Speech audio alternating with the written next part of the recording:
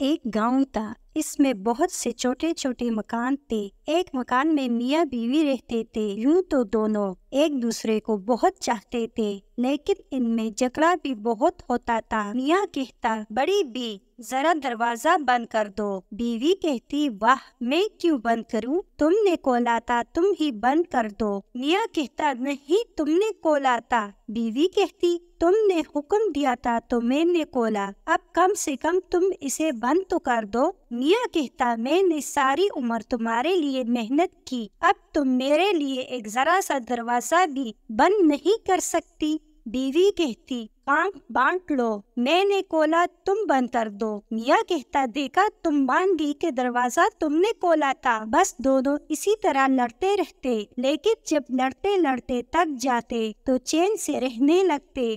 ایک روز بیوی بولی، سنو ہم دونوں عمر بھر لڑتے رہے، سارے گاؤں والے ہم پر ہنستے ہیں، آؤ اب لڑائی جھگڑا ختم کرے اور ایک کام کرے، اپنے شادی والے کپڑے نکالے، تم دلہا بنو میں دلہن، پھر ہم دونوں نوجوانوں کی طرح بیٹھ کر کھانا کھائیں گے۔ بڑے میاں کو یہ خیال بہت اچھا لگا۔ دونوں بن سور کر کھانے کے میز پر بیٹھے اور ایک دوسرے کو دیکھ کر مسکرائے، مگر اچانک بڑے میاں بیوی سے بولے، ارے تم بھی عجیب عورت ہو، پھر دروازہ کھلا چھوڑ دیا، اگر کسی ڈاکو نے حملہ کر دیا تو سارا کھانا چھین کر لے جائے گا، جاؤ دروازہ بند کرو۔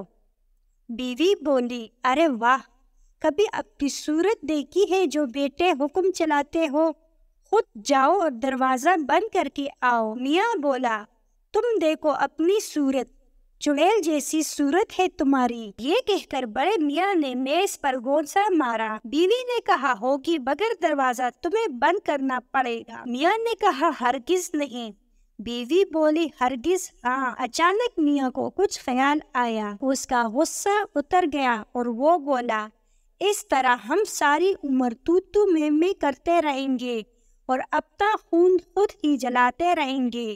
اب یوں کرتے ہیں کہ دونوں چپ ہو جاتے ہیں، چاہے کچھ بھی ہو جائے ہم نہیں بولیں گے، اور اگر کوئی بولا تو اسے اٹھ کر دروازہ بند کرنا پڑے گا۔ بڑی بی مان گئی، دونوں چپ ہو گئے، صرف ان کی سانسوں کی آوازیں آ رہی تھی، ان کے منہ میں پانی آ رہا تھا کیونکہ سامنے مزیدار کھانا رکھا تھا۔ اتنے میں دروازے پر آ کر ایک فقیر نے آواز دی، اللہ کے نام پر بھوکے فقیر کو ایک روٹی کھلا دو۔ گھر والوں نے کوئی جواب نہ دیا تو فقیر کھڑا انہیں دیکھتا رہا، پھر اس نے ہمت سے کام لیا اور اندر چلا آیا۔ کیا دیکھتا ہے کہ ایک مرد اور ایک عورت کھانے کے میز پر بت بدھے بیٹھے ہیں۔ فقیر نے سوچا کہ شاید دونوں بیٹے بیٹے مر گئے۔ اس نے بڑی بی کی ناک دبائی، اس کا دم گھٹنے لگا، مگر وہ چپ رہی۔ پھر فقیر نے بڑے میاں کا ایک کان کھینچا، کان لال ہو گیا، مگر بڑے میاں نے اف بھی نہ کی۔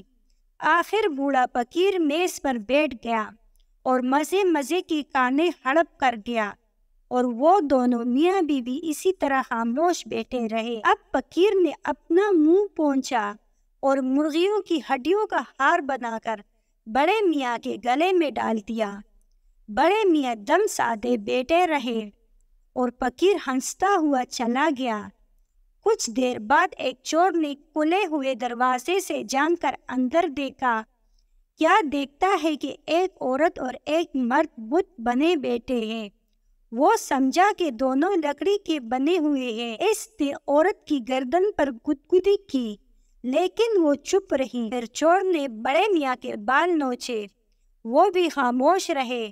آخر چور نے گھر کا سارا سامان ایک بوری میں بھرا اور لے کر چلتا بنا۔ اب ایک کتا گھر میں گھس آیا، اس نے دیکھا کہ بڑے میاں کے گلے میں مرغی کی ہڈیوں کا ہار پڑا ہوا ہے۔ اس نے بڑے بڑے دانت نکال کر ان کے گلے پر حملہ کر دیا۔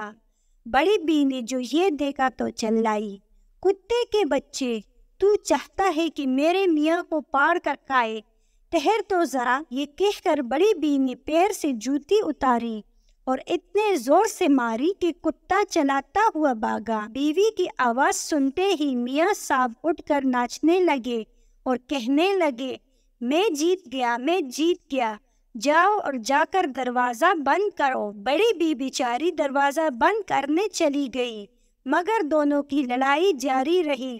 آخر وہ سونے کے لیے لیٹے تو چپ ہوئے، لیکن ان کے خالی پیٹ شور مچاتے رہے۔ دونوں بھوکے تھے، یہی ان کی لڑائی جھگڑے کی سزا تھی۔